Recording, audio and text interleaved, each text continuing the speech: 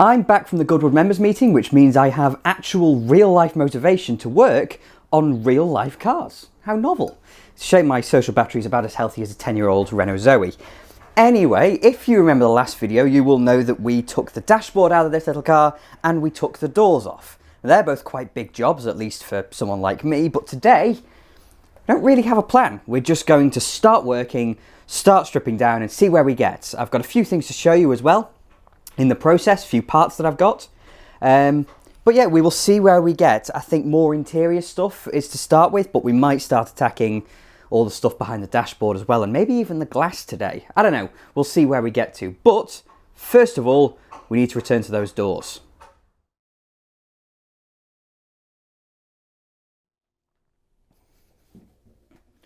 Wow, it's a door from a Rover Metro. It's only the most entertaining car channel on the internet. It's always important to keep your tea intake up. Someone's inevitably going to ask why we're stripping the doors down. Well, this isn't some simple blow-over, mess-around job. This is a restoration. So everything's going to be stripped down, refurbished, replaced with new when necessary, and properly painted. So everything in the door needs to come out. It needs to be completely bare, and the weather shielding has already been messed with multiple times. I don't know why someone's done that there. I'm not sure. That will have been to mess with the lock mechanism at some point, which inevitably broke, and someone's been in to remove the original speaker surround that was here to put the aftermarket speakers in. So I'm not worried about doing this and just cutting away all the weather stripping.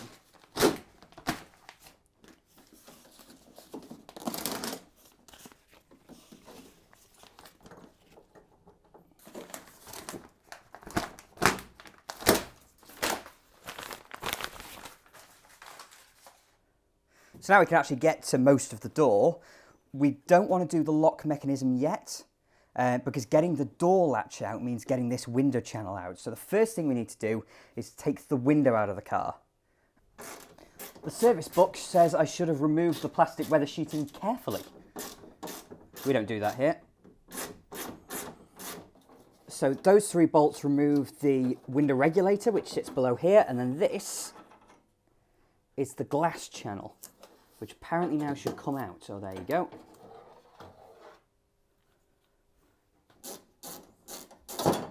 Oh. So those are another window channel of some kind. So I don't know quite what I'm doing now, so bear with me. I believe the regulator has come off the bottom of the glass. So I don't think that's an awful thing.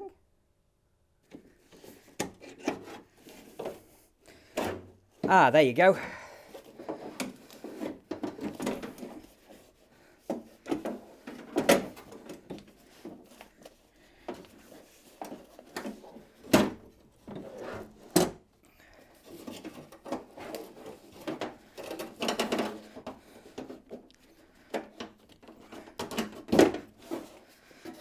So that is the window regulator. You've got to slide it off the channel on the bottom of the door. The channel stays on the glass for now, but this slides off. Quite how, I couldn't tell you, because now it's out and I don't understand it. Anyway, so there are the hockey sticks off. And now,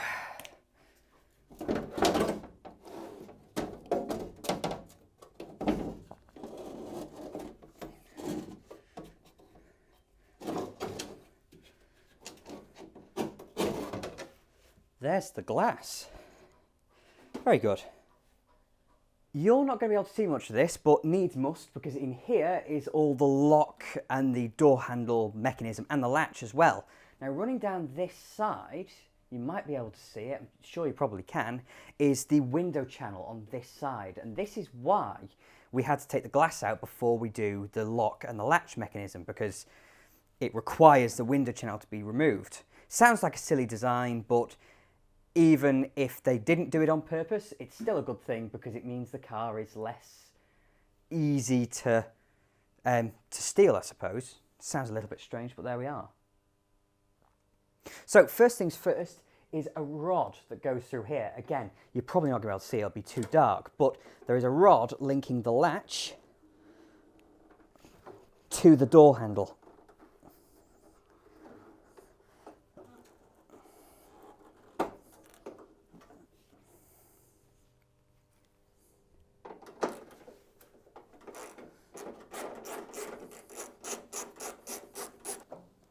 Well, that should now be coming out, but the hole on the door is not big enough, so I'm going to remove the kind of latch. So just out of shot, and the next job is to remove that window channel.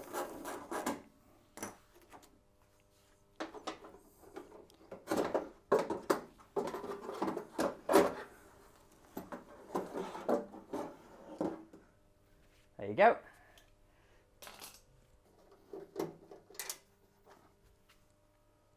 And now the stuff you absolutely won't be able to see because it's behind here. This is the lock itself.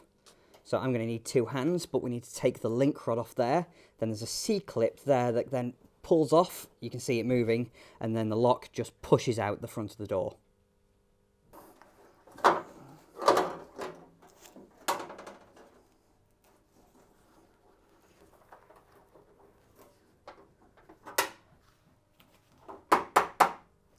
In lieu of a hammer,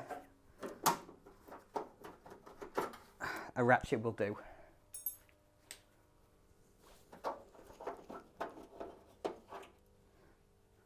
And there is the lock.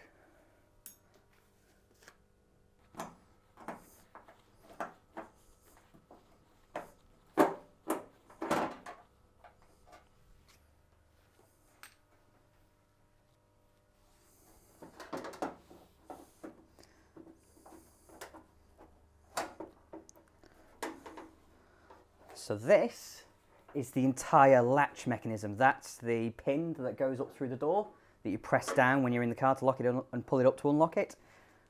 There's the interior door handle.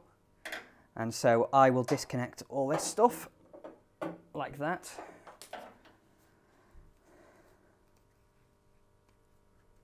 Like that. And finally,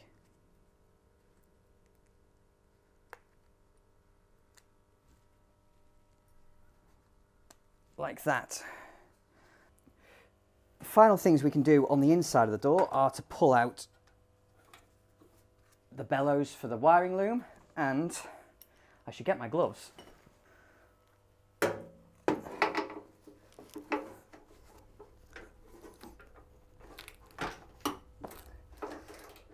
See if we can maybe get these door hinges off.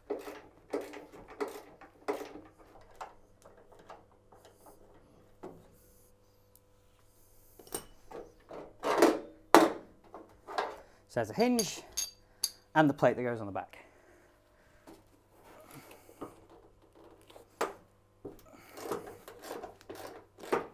Who's surprised that these are quite tight? It's at this point I wish I had one of those long motorized things.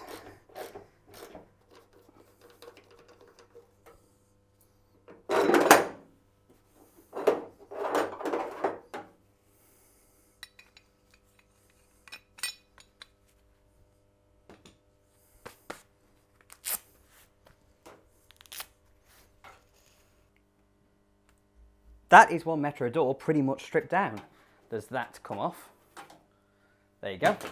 And that is the door stripped down. I'm leaving the rubbing strip on the bottom for now because these are available as reproductions, but I want to actually secure them first. And when I take that off this door, it will just curl up. So I don't want to do that yet. There are a couple of other little things to do, a couple of little bungs, all the threads for where things are screwed into the door and stuff that are still to come off, as well as to clean it up, get the rest of the weatherproofing off, all that kind of stuff. But if you thought what we've already done is boring, then you ain't seen nothing yet, because that's really boring. So I'm not going to show you that. I'll do that off camera. But we've got another door to do. A twin cam top tip is to label everything. So while I'm putting all the lock and latches stuff together, I've labelled all of the fasteners that are going into that bag so that I know exactly what each of them does and exactly where they go. But while looking at this door handle, I'd heard stories, I've never seen it happen, none of my friends or anything, of these handles on, usually Maestro's Montegos because they've got heavier doors, but of these handles snapping. I've never seen it happen, but if you look at around where they're screwed in, it's cracked on this side, and on this side it's all starting to come apart. So that's really interesting, because I've never seen that happen before, but clearly the door handle is about to break. Now, I'm not planning on reusing these door handles, because these are plastic ones, and I'm going to get metal ones, which were from, you know, MG Metros, Van & Plas, things like that. Mark 1 Metros also all had metal door handles, so I'm going to get a set of metal handles, because they're nicer, but now I really do have to, because they're a bit snapped. And as if by magic, 2 Metro doors pretty much completely stripped down. I've got a load of little freezer bags full of bolts and fasteners and stuff, so they'll go up in the loft to be stored away properly, and I will clean up the doors in my own time. So please ignore the mess up here, we are mid sort out, but I just wanted to bring you up to show you where all this stuff is going, and also some other things that I've got, because everything so far in these videos has been stripped down wise. There's not been any kind of restoration going on, and that's because I need to get it stripped down so that I can send the body off for paint, and then really, you know, evaluate the condition of all the individual items and then go from there. I need to save money for the body restoration, so yeah, it's going to be very slow, but here we are. So this is a big pile of stuff that I've wrapped up to stop it from breaking, that is original Melvin. So there's the radio, for example. Now there are a few things that I've wrapped up in here. Oh, there you go. So there is, no, that is a new one actually. This is one of the door speakers that we've taken off the door in the last episode from Melvin. And this is a Sony speaker. Of course it's wrapped up now, but it does have the original Metro surround that someone has hacked up in order to fit the aftermarket speaker, but they've not done a very good job and they've snapped it. So I've been out finding parts cars to be able to find original parts like this. So I'm not going to keep the original physical speaker, but this has an immaculate condition frame around the edge. So it's all the little things like that that, you know, once we get really deep into the restoration, we're going to need. Similarly, there are things like, oh no, that's taken out of Melvin. I must have wrapped it up and put it in there, but there are little bits of wiring that I'm going to need. In here, for example, you're not going to be able to see that, but I'll get it out. That is a new old stock semi-trailing arm, because one of the trailing arms in Melvin, it is the one on this side actually, on the left, is knackered, totally knackered, and I'm 90% sure that it's not going to be salvageable, because the pin that goes through here will have worn to the point where a rebuild kit won't suffice. So I have a new old stock arm. It's stuff like this. I've also got new old stock front upper arms as well. Again, they're greased, so there's a pin in there. But these are new old stocks, so they'll be immaculate. So it's all the things like that that further down the line we're going to need, and I've been very slowly collecting. Much more obvious are the big body panels, like a rear valance there. I also have rear arches in the garage, and Mal, if you're watching, yes, I will someday come and collect all the body panels that you've got waiting for me. You're just so far away. So yeah, it's all this kind of stuff that I, you know, am gathering or need to gather in order to get the car quite nice again. I've also managed to find more of the original Metro 1.1C hubcaps. These do not grow on trees. They're not super rare, but they don't grow on trees, and so I've found these. I must have about 10 of these now. The original 4 that came on Melvin. This 4, oh no, I must have about 13, 14 actually, come to think of it. So yeah, I've got quite a lot of them. So that's that. I'll bring you over here actually, because there are 2 more things. I want to show you what's in there, and also show you what's over here. So down here we have the original door cards. Don't know how well you can see this. I'm still new to the head cam thing. But over here we have some glass. And these are what's important. So these are rear quarter glass from Metro, the rear side windows. And on Melvin, they are fixed glass. They don't pop open. You can see there's a hinge here, because these are pop-out windows.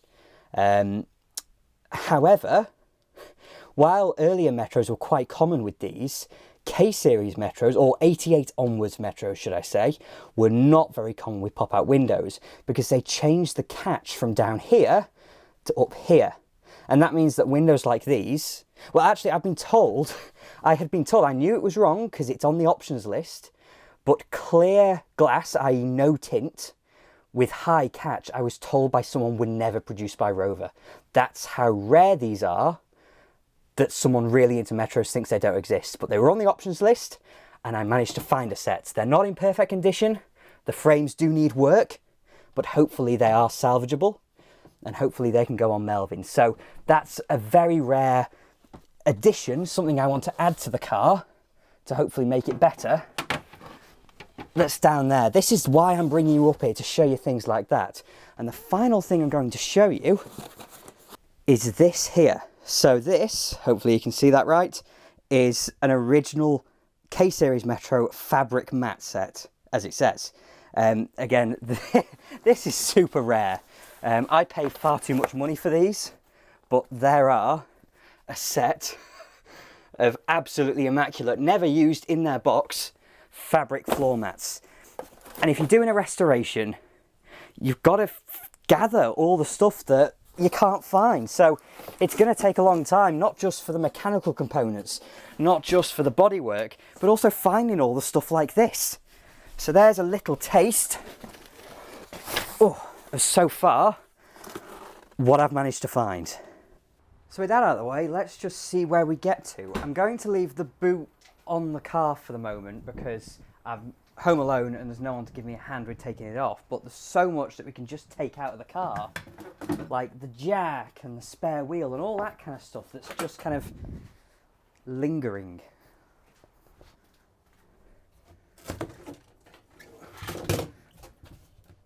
And the spare wheel with a tyre that has never been used. Now these rear lamp clusters are not held in with traditional nuts. The reason being because they have these little wing nuts, plastic ones, and the reason I've got them is because in order to change the bulbs you've got to take the cluster out the back of the car. The bulbs are just on the rearward side, as we're about to see. But in a matter of days I'm going to be changing the front lamps on Melody. And Metro headlamps have a tendency to kill themselves, not on K-Series ones, but on A-Series Metros they do. Rust being the reason. One of the fasteners is under the wing, and the other two are fine. The other two don't rust that badly, but they're the same thread. So I'm going to save these because I've got a few sets of these lamps.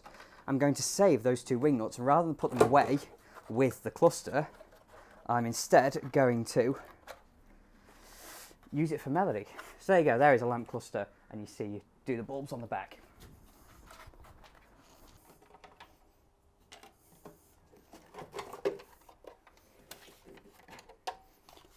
Replacement lamp, you see it's got the hologram sticker in it.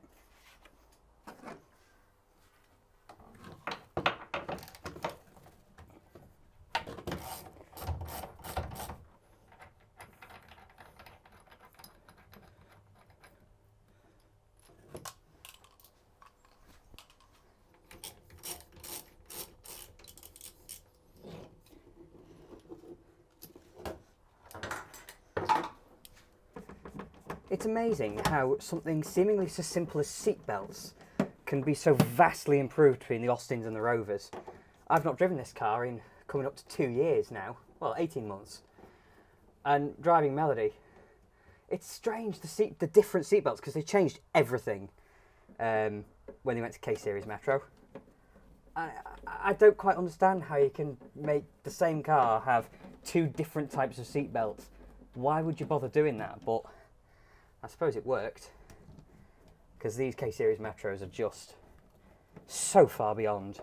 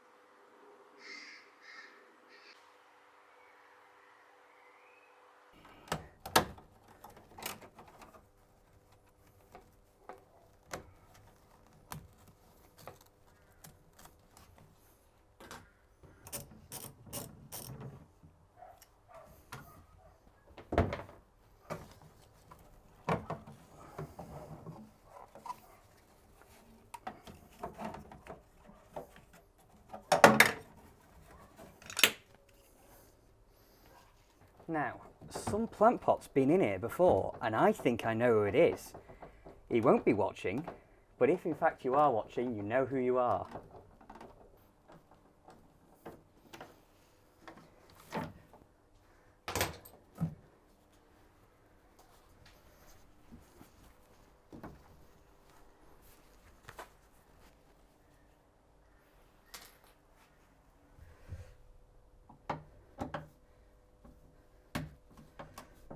The seats are the only place on a Metro I know of that use Torx. I don't know why, but it's the only place that does. And these little brackets here are what hold the rear seats up, and those latches allow you to fold them down.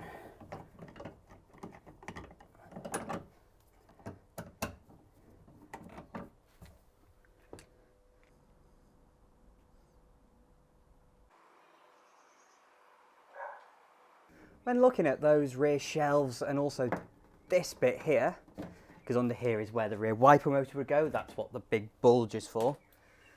And it's also where some central locking would be, of course. It's easy to get carried away with wanting to modify and add features. I mean, I like base models, I am a fan of the base. But I also like features, I like modifying things. I just think it's fun and interesting to do things yourself. But I need to kind of keep on my mind what Melvin's meant to be, because Melvin is poverty spec. And, you know, Melvin isn't going to be poverty spec quite in the same way once I'm done. Few, you know, ease of use things I want to add, like a decent radio and some rear speakers for starters, but also the engine. Think of it as a Metro Rally, because I can't afford a Peugeot 205 Rally. Then again, this will genuinely drive better. Definitely once I'm finished with it. Now, as I said, I'm not going to take out anything to do with the boot. I'm not going to take out the lock mechanism because then I won't be able to close it properly and all that kind of stuff. For now, I'm going to leave it all in. I can actually take out this split pin.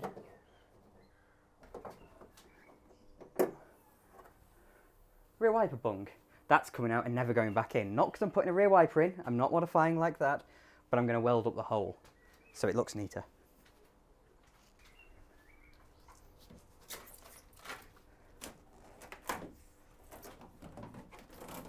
I'd really like to start thinking about taking the headlining out, which won't be going back in because it's a bit wrecked. And that might be a bit of an issue, finding another vinyl headliner, because only the base models were fitted with it, and the replacement ones you get today are all fabric.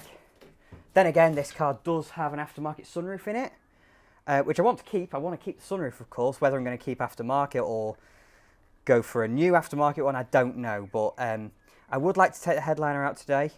But as I said, I'm on my own, and so these rear side windows I'd quite like a hand with, just for someone to hold on to them so they don't fall. I've just edited up what we've done so far, and we've got to 25 minutes, which is a decent length, but it feels as though we've not done anything of any real substance. Now, I really wanted to get that headlining out, but the more I've read and asked friends, it's not a case of it's risky to get the rear quarter glass out without help. You just can't do it without wrecking the seals, and although I don't need them, I don't even need the glass, I'm not wrecking stuff for the sake of wrecking it just to get it out a bit quicker. So the headlining is unfortunately going to have to stay. Now, I could do some prep by taking the sunroof out, taking the sun visors off, and just preparing. These door seals can come off actually. I'll do that now while I'm speaking. But yeah, so I can't do that. And if we went behind the dash and started doing dash stuff, then we're quickly going to end up just in a minefield of stuff that needs a lot longer. So what I think we're going to do instead, to round off this video and make it not a total waste of time for anyone bored enough still to be watching, we're going to go to the front of the car, open the bonnet, and talk about what I want to do with this car. So as I've said, I want to make a Metro Rally, because I think that would be very, very cool. well, it's not really a Metro rally, it's kind of fast road, Melvin poverty spec, but with just a little bit more spice. I've had this car long enough to know what more I want out of it that I can't get from it in its vaguely standard form. The headliner is slowly starting to come off. Now, from the factory, Melvin is an 1120cc, has an 1120cc carburettor-fed Rover K-Series engine, which is supposed to make 60 brake horsepower, which for a little Super Mini in 1990 is plenty.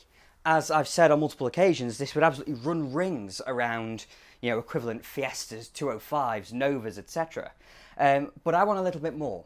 Now, the standard way of getting more out of a K-Series Metro is to just take the original engine out and swap in an MGF engine or a Rover 75 turbo engine or anything late MG Rover 1.8 VVC or 1.8 turbo. You can get up to 160 brake horsepower totally standard from one of those, and they're not massively expensive engines. They're still everywhere. They're easy. And you put them in, you need to do some wiring to get the fuel injection system to work. On a Mark III Metro with this style of front end, it is difficult to package the turbocharger, but the VVC ones just fit straight in. And with a Rover 100, the round nose facelift version of these, the turbo fits dead easy. So that's the standard way of doing it. But I don't want to do that because 160 brake horsepower or even 118 brake horsepower of a standard 1.8 is too much for me. I also don't want to increase the capacity beyond 1.4, which is the maximum a standard Metro had. If you go to 1.6, it also puts you in a different tax band, and while that doesn't overly matter, I don't see the point of putting all that kind of power in, because you put the power in and it just spins its wheels in third gear and you get up to 60 miles per hour like that. And yeah, that's very impressive for a little 30-year-old Super Mini, but that's not driving enjoyment. Driving enjoyment is being able to wring it out and get it up to a good speed, but not to be breaking the speed limit all the time. I want to be able to work this little engine. And so the way I'm planning on doing it is by putting a 1.4 litre K-Series 1396cc in here. Whether that's a different engine or it's actually the same engine as this with different cylinder liners in it, which is the way they do it from the factory. The blocks are the same, they just put different liners in. So I could put different liners in this original engine and have a 1400. I would then like to put a 16 valve cylinder head on it. Now that would require different pistons, but I'm going 1.4 anyway, so that doesn't matter. You just need cutouts for the extra valves. 16 valve cylinder head, and with fuel injection, that's a Metro GTI, which is 103 brake horsepower, which is plenty. And I don't really want any more than that, but it needs a bit of spice, a bit of something to bring it. So with an early style K-Series engine, 1.4 16 valve with fuel injection, a set of ITBs on the back would be cool as well. And it might bump up the power a fair bit, but it's not what I'm overly interested in. What I'm interested in is the noise of the ITBs, the ability of these engines to just rev their nuts off, and for it to not be stupidly fast. So that's my idea for the engine, to have a 1.4 litre K-Series engine, 16 valve, with potentially some ITBs on it, which would be incredibly cool. So that could work. Fuel injection system, the computer, etc. is yet to be realised. I originally thought I could maybe do carburettors, but the distributor would be a problem because the distributor on a 1.4 litre engine isn't a proper distributor. You'd need to put in a distributor from a lower spec engine and then it just wouldn't work properly. It'd need a lot of custom work for what would be worse than fuel injection. So I might as well just go fuel injection. And that's fine with me. But around for supporting mods, I would like to have the ability to upgrade the suspension in the future, but not to do it when I get the car back on the road. The reason I want to do this is because hydrogas suspension, I'm going to do a series on hydroelastic and hydrogas in the future. But hydrogas suspension, over time, the gas escapes from the system and you can't replenish it. You can do the fluid, but not the gas. And that means that if you do pump up the fluid to get the correct ride height, the ride is going to be rock hard and it's not going to be Correct. This car is not awful, but it's not as comfortable as it should be from factory. So when I get the hydrogas redone, then I will be able to ascertain how the car feels in its, perfect factory condition. Then I can say, oh, well, I do want the additional front dampers that a Metro GTI has, and maybe fit them.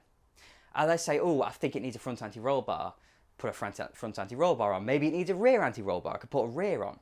So I want to be able to put all the supporting mods in to allow me to fit these additional suspension features in the future. So I'll put the plates on the body shell to allow me to fit shock absorbers, even if I don't actually fit them, just to allow me to then tune the car to my needs in the future.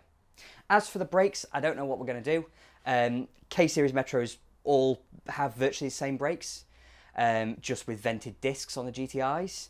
They're not really up to much, so we'll see with the brakes. Need to do some research on that. Steering, I know what I'm going to do with that already. I'm going to put an MGF steering rack in it, which is quicker, turns lock to lock. An MGF from factory, there's a wasp in here, that's lovely. The MGF from the factory has power steering, electric power steering, but if you unplug it, it just reverts to non-power steering, and that will bolt straight into a Metro. So I'm going to get I don't know which MGF steering rack I'm going to get yet, but I'm going to get an MGF steering rack of some kind, fit that, and then I'll have faster steering. So there's lots of things that I have my general direction. I know what I want to do with this car, and keep it looking as it did, essentially, but a lot neater, of course. A couple of little things with the interior I'd like to do just to make it unique, which I'm not going to talk about quite yet because I don't know exactly. And as it'll be some years off in the future, I need to make that decision, and really think about it and see where my head is when the time to make that decision comes. But as for the mechanical package, I kind of know what I'm going for. How I'm going to get there, I'm not sure. Don't know quite what I'm going to do with this engine, but I don't have the space to keep Melvin's original engine lying around somewhere, and I'd quite like to keep this engine, even if it's modified. So we might end up building a Rover K-Series engine to my specs with a different cylinder head on it, 1.4 litre capacity, etc. So that's my general vague plan for now with the mechanical package. Make it faster, make it cooler, and make it sound incredible, but not to go over the top. No 1.8 VVCs, no turbos, not even a 1.6. We're going to go 1.4, I think. So with that, I think that'll have to do for today.